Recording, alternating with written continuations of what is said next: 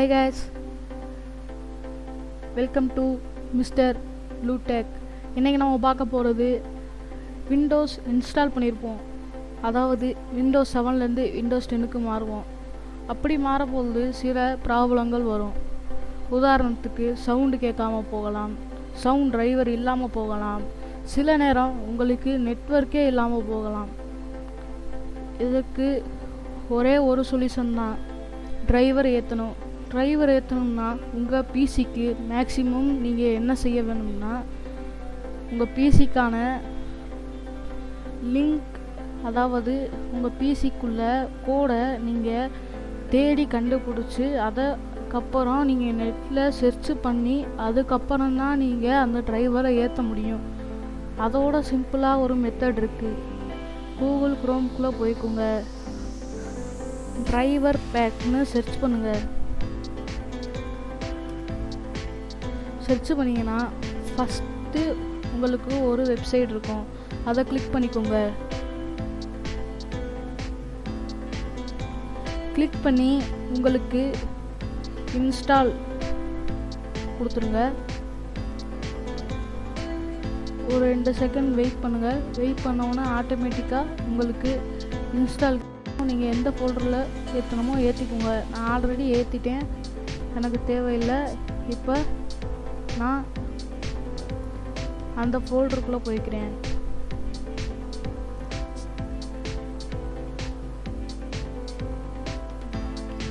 இப்போ உங்களுக்கு தெரியும், இங்கே டிரைவர் பேக் 17 ஆன்லைன் அப்படின்னு சொல்லி ஒரு ஃபோல்டர் இருக்குது.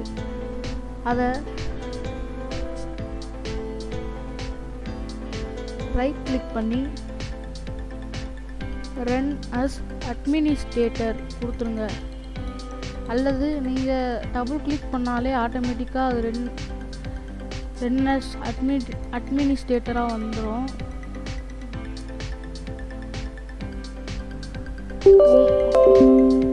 உங்களுக்கு இந்த மாதிரி வரும், நீங்கள் எஸ் கொடுத்துருங்க. எஸ் கொடுத்தோன்னே ஒரு 3 செகண்ட் வெயிட் பண்ணுங்கள். இந்த மாதிரி உங்களுக்கு இன்ஸ்டால் ஆகி உங்களுக்கு அந்த ஆப் உங்களுக்கு பூட் ஆகும். இப்போ அந்த ஆப் வந்துருச்சு. இது ஒன்லி ஆப் தான், நீங்கள் யாரும் வேறு எதுவும் நினச்சிட வேணாம். பயந்தது வெளியே போயிடாதீங்க. வெளியே போனால் உங்களுக்கு நீங்கள் இன்ஸ்டால் பண்ண டிரைவர் உங்களுக்கு ஏறாது. இப்போ நீங்கள் என்ன செய்யணும்னா, இந்த 2 ஆப்ஷனையும் கிளிக் பண்ணாதீங்க. கீழே ஓப்பன் எக்ஸ்பெர்ட் மோட் அப்படிங்கிற ஆப்ஷனை கிளிக் பண்ணுங்கள். லோடிங் ஆகிறதுக்கு ஃபியூ மினிட்ஸ் ஆகும், கொஞ்சம் வெயிட் பண்ணுங்கள்.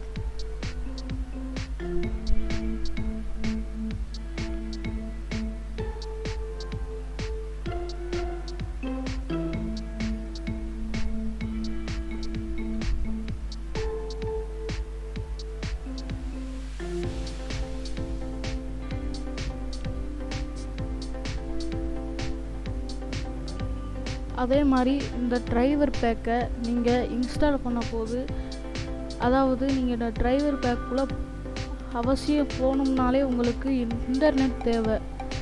சப்போஸ் உங்களுக்கு இன்டர்நெட் டிரைவர் இல்லாமல் தான் நீங்கள் இந்த டிரைவர் பேக்கை ஏற்றணும்னு நினச்சிங்கன்னா, நீங்கள் பண்ண வேண்டியது, உங்களோட ஃபோனில் ஹாட்ஸ்பாட் மூலியமாக பண்ணுறீங்கன்னா ஹாட்ஸ்பாட் உங்களுக்கு ஒய்ஃபை கனெக்ஷன் உங்களுக்கு வராது.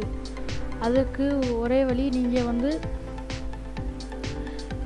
டேட்டா கேபிள் மூலியமாக நீங்கள் ஃபோனில் கனெக்ட் பண்ணிக்கோங்க. ஃபோனில் கனெக்ட் பண்ணோன்னே உங்கள் செட்டிங்ஸில் போய் யூஎஸ்பி டெதரிங் அப்படின்னு ஒரு ஆப்ஷன் இருக்கும். அதை கிளிக் பண்ணி நீங்கள் ஈத்தர்நெட் மூலியமாக கனெக்ட் பண்ணிக்கோங்க. கனெக்ட் பண்ணி உள்ளே டிரைவர் பேக்குள்ளே வந்துடுங்க.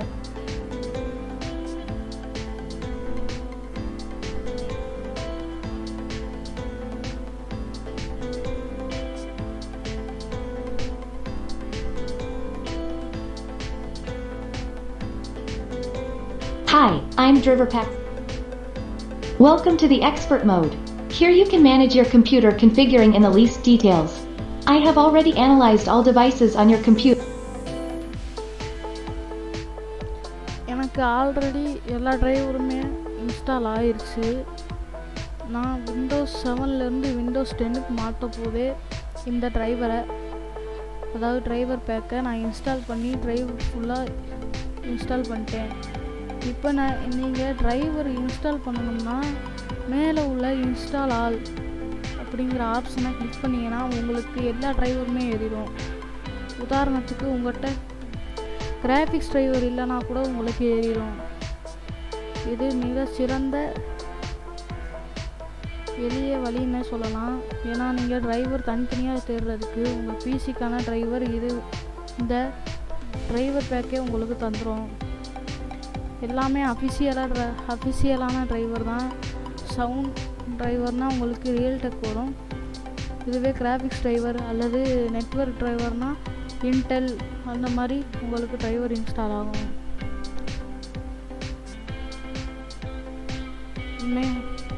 இன்னைக்கு இந்த வீடியோ முடிஞ்சு.